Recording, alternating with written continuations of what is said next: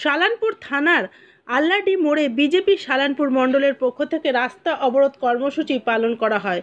মণ্ডল সভাপতি জানান, মেথাবাড়িতে হিন্দুদের ওপর অত্যাচারের সময় পুলিশ নিষ্ক্রিয় ছিল, অথচ পুলিশ প্রশাসন হিন্দুদের রামনবমী থেকে দুর্গাপুজো সহ বিভিন্ন পুজোর ওপর নিষেধাজ্ঞা লাগু করে দেয়, কিন্তু ঈদের সময় রাস্তায় বসে নামাজ পড়ার ওপর নিষেধাজ্ঞা লাগু হয় না। এরই প্রতিবাদে রাস্তা অবরোধ করে বিক্ষোভ দেখায়। Green Asansol, clean Asansol. আপনারা জানেন যে গত পরশু মোথাবাড়িতে যে নক্কারজনক মৌলবাদীদের আক্রমণ হয়েছে হিন্দু সনাতনীদের উপর, এটা উদ্দেশ্যপ্রণীতভাবে করা হয়েছে। একের পর এক আমরা দেখতে থাকি, যখনই আমাদের কোনো ভব্য রামনবমী হোক বা হিন্দুদের কোনো শোভাযাত্রা হোক আসে, তখনই পশ্চিমবঙ্গের পরিস্থিতি উত্তপ্ত হয়ে ওঠে। 2018-19 সালেও আমরা দেখেছিলাম আসানসোলে কী ঘটেছে। এই ঘটনা পুনরায় ঘটেছে মোথাবাড়িতে।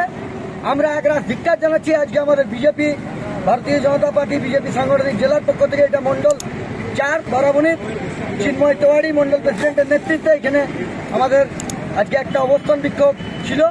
মোথাবাড়ি সনাতনীদের পাশে থাকার অঙ্গীকার নিয়ে আমরা আজকে বারাবণী মণ্ডল 4-এ যে কিছুক্ষণের জন্য পথ অবরোধ করেছিলাম। পুলিশরা দেখছেন, এখানে পুলিশরা মোথাবাড়ির আগুন নেভাতে পারে না, তারা এখানে প্রতিবার টায়ারের আগুন নেভানোর জন্য অতি সক্রিয় ভূমিকা পালন করছে। এই ধরনের কিছু দলদাসকে আমরা একসাথে ধিক্কার জানাচ্ছি।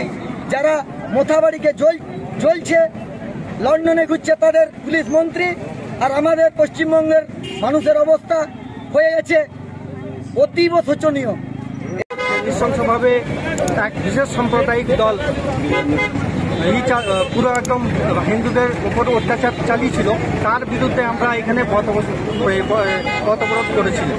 তো আমরা কোন রাজ্যে বসবাস করছি সেটা একটু চিন্তা ভাবনা করার বিষয় আছে। যেখানে সরস্বতী পুজো বন্ধ হয়ে যাচ্ছে, কার্তিক পুজো বন্ধ হয়ে যাচ্ছে, হ্যাঁ, আর ইফতার আর ঈদ সময় কোনো কিছু বন্ধ হচ্ছে না।